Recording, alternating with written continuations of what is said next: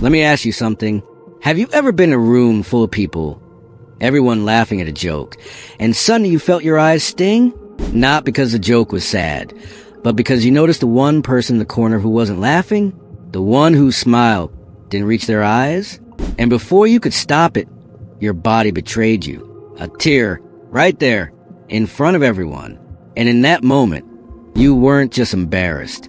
You were caught feeling something nobody else seemed to feel. If that sounds like you, stay with me, because what I'm about to tell you will change how you see that tear forever.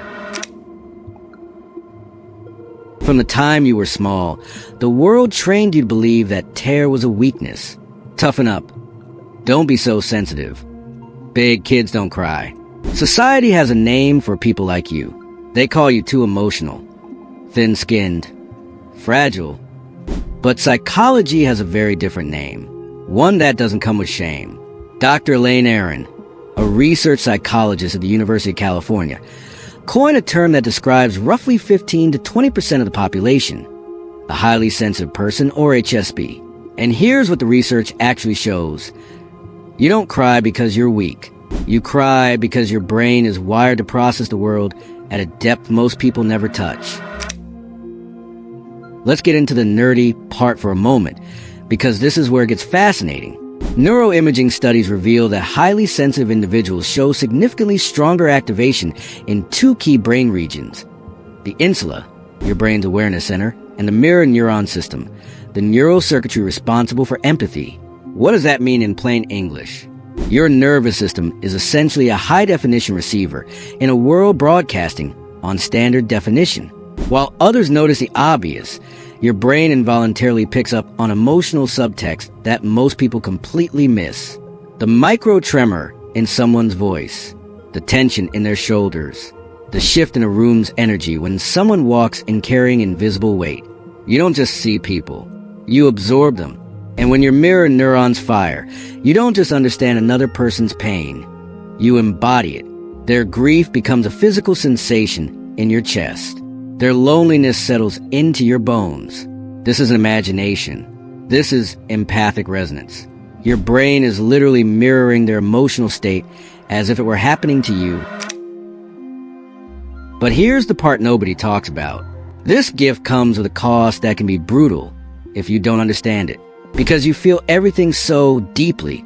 Social situations don't just tire you, they drain you. You absorb everyone else's emotions like a sponge, and you carry them home. A tense conversation at work doesn't end when you clock out. You replay it at 2 a.m., feeling the original sting all over again. This is emotional rumination, not because you're stuck, but because your processing runs deeper. Your brain is still trying to integrate the meaning beneath the words. And the cruelest part? Society tells you this is a flaw to fix. So you hide it. You swallow the tears. You perform stoicism. You become someone you're not, just to be acceptable. But here's what happens when you suppress it. Those stress hormones don't disappear. They accumulate. Research from neuroscience has discovered that emotional tears are chemically different from the tears that simply lubricate your eyes. Emotional tears contain elevated levels of cortisol and adrenocorticotropic hormone, the biochemical residue of stress. Crying isn't weakness. It's your body's release valve, a biological mechanism designed to expel the very stress that would otherwise poison your nervous system.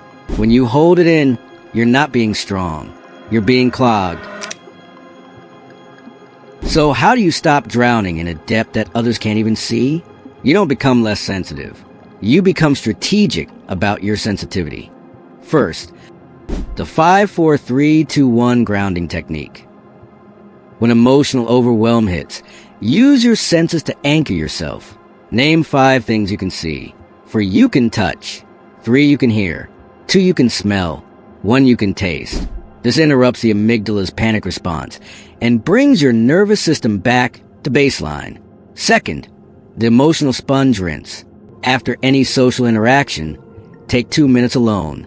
Place your hand on your chest and ask, which of these emotions are mine and which did I pick up from someone else? Name them. Then literally shake your hands as if flicking water off them. It sounds strange, but the physical gesture helps your brain categorize and release absorbed emotion. Third, the rumination window. Give yourself permission to process, but put a boundary on it. Set a 15-minute timer to feel, analyze, and integrate. When the timer ends, you close the file, not because the feeling is invalid, but because you've honored it fully. You don't need to feel it 5 times to understand it once. Fourth, reframe the narrative. When you feel tears coming, don't think, I'm weak. Think, my nervous system is doing exactly what it was designed to do. It is regulating me. This single reframe changes your physiological response from shame to self-trust. Here's the truth the world got backwards. The strongest people aren't the ones who master performance of being unmoved. The strongest people are the ones who refuse to trade their sensitivity for social approval, who kept their nervous system unguarded in a world that rewards numbness. You aren't fragile. You're available to grief, yes, but also to unexpected beauty, to the kind of connection that only happens when someone feels truly seen, to the full spectrum of what it means to be human. The people who cry easily, they're the ones who haven't become desensitized, who still feel the weight of things that matter, who can sit with someone in pain and not look away. That isn't weakness. That's the rarest kind of courage there is. So if you've been told your whole life that your tears are a liability, let this be the moment you stop believing it. Subscribe to the Unseen Mind if you're done apologizing for your depth. If you want to master the psychology of what makes you different and turn it into your greatest advantage, drop a comment below. Tell me about a moment when your sensitivity felt like a superpower instead of a burden. I read every single one. And remember, the world doesn't need more people who can keep a straight face. It needs more people who can keep an open heart. Until next time, stay unseen, stay unguarded, and never stop feeling.